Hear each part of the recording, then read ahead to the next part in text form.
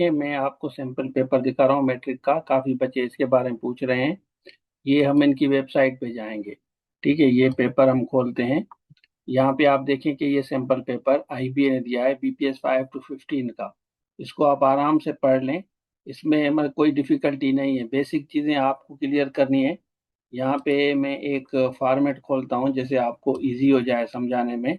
ऊपर लिखा हुआ है, अगर आप कहेंगे तो मैं इसको थोड़ा सा बड़ा करता हूँ जैसे आप लोगों को समझ भी आए और नजर भी आए।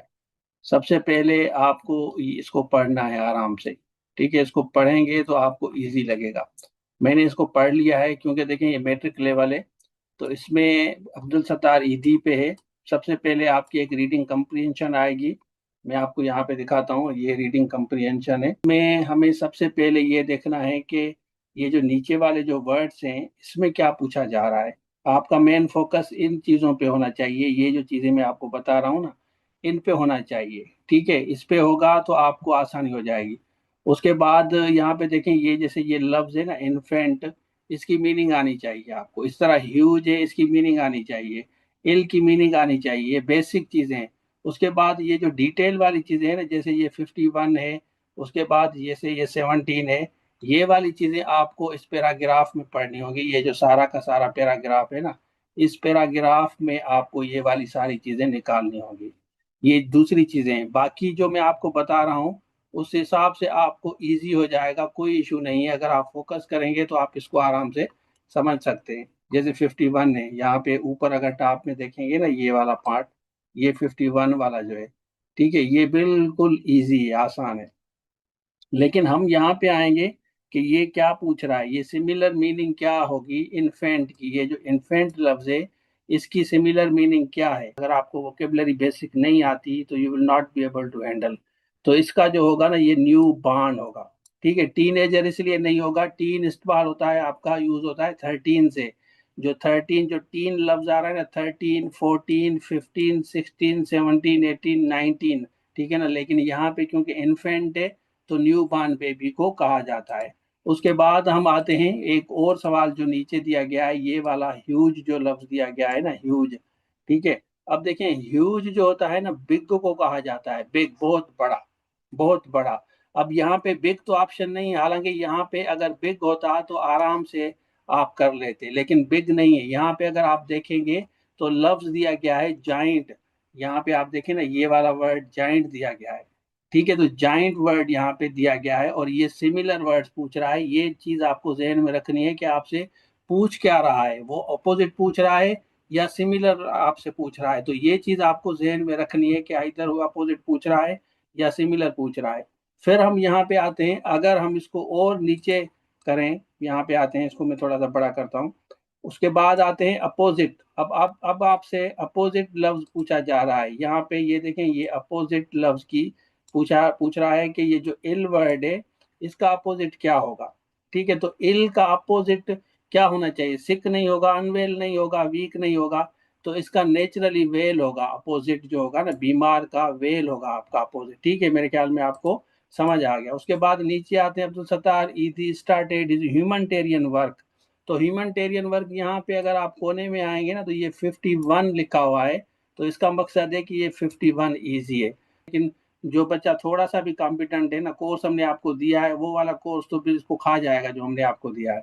ठीक है ना, तो ये 51 आएगा। उसके बाद ये कह रहे हैं कि देयर आर मोर देन, कितनी आपकी एदी होम्स हैं। तो अगर आप यहाँ पे ऊपर अगर देखेंगे ना, तो यहाँ पे मोर देन ये वाला लफ्ज लिखा हुआ है, ये वाला 17। तो ये यहाँ पे 17 लफ्ज आपका आएगा। मेरे ख्याल में आपको समझ आ रहा है, बिल्कुल आसान है।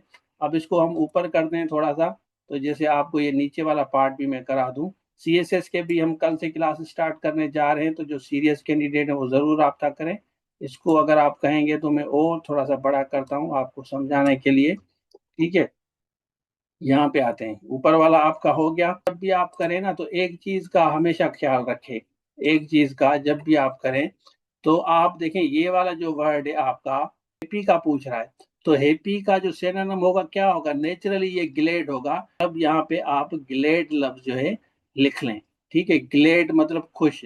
लेकिन क्लीन का जो अपोजिट होगा वो डर्टी होगा आपका। यहाँ पे हम लिख लेते हैं, डर्टी आपका होगा क्लीन का, बिल्कुल इजी है, इतना मुश्किल नहीं है। स्पेलिंग अगर आपने कभी लिखी है रिसीव की, ये बिल्कुल नहीं होगी, 100% ये गलत है। ये भी 100% गलत है, और ये भी 100% गलत है। जो सही स्पेलिंग है वो ये वाली है, तो ये वाला दुरुस्त है आपका। इस तरह यहाँ पे देखें, आई हैज परचेज 4 बुक। अगर बेसिक आपको टेंसेस नहीं आ रहे ना, इसमें मैं आपको एक चीज बताऊंगा कि हम जब भी परफेक्ट का बनाते हैं ना, तो उसका पहले सब्जेक्ट आता है, सब्जेक्ट, उसके बाद हम हैज और हैव का इस्तेमाल करते हैं, परफेक्ट की बात कर रहा हूँ। उसके बाद आपकी आती है वर्ब की थर्ड फॉर्म, और उसके बाद आता है ऑब्जेक्ट।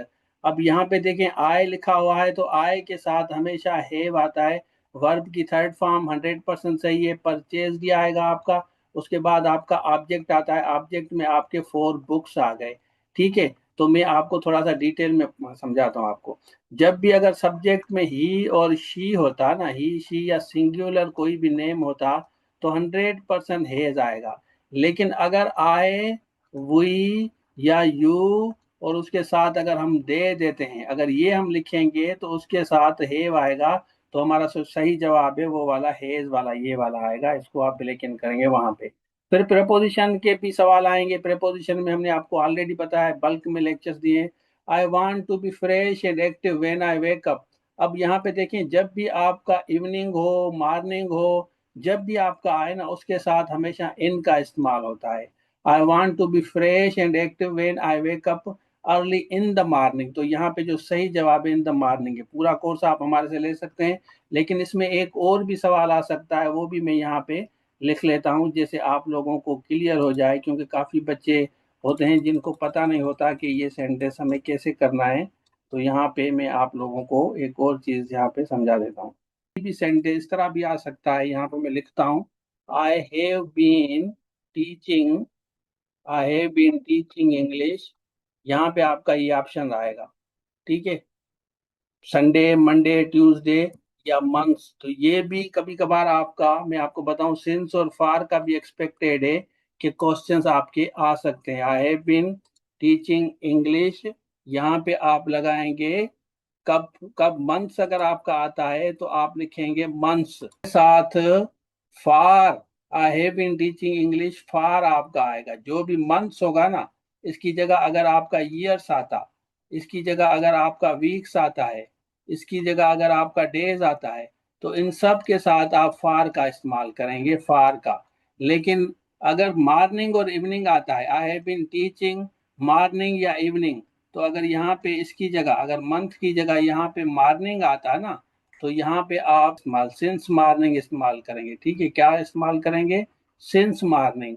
अगर यहाँ पे आपका इवनिंग होता, सपोज हो सकता है ना, I have been teaching English, तो यहाँ पे आप सिंस का इस्तेमाल करेंगे। इसमें थोड़ी सी कंफ्यूजन बच्चों को हो सकती है, ये पूरा कोर्स हमने दिया है, वहां पे जाके देख सकते हैं। तो मेरे ख्याल में आपको क्लियर हो गया। पेपर में आप लोगों को दोबारा दिखा देता हूँ, इस पेपर को देख लें। ये बिल्कुल हमने वेबसाइट से लिया है, इनकी जो वेबसाइट है इस पे ये पढ़ा है, आप जाके देख सकते हैं। ओवरऑल पेपर बिल्कुल 100% वही पेपर है। तो इसमें अगर आपको और कंफ्यूजन है, परेशानी है, तो ये पूरा कोर्स लेके तैयारी कर सकते हैं। अदरवाइज CSS का भी हमारा सेशन चल रहा है। तो हम आपको बेस्ट विशेष कहते हैं, दोस्तों के साथ इसको जरूर शेयर करें।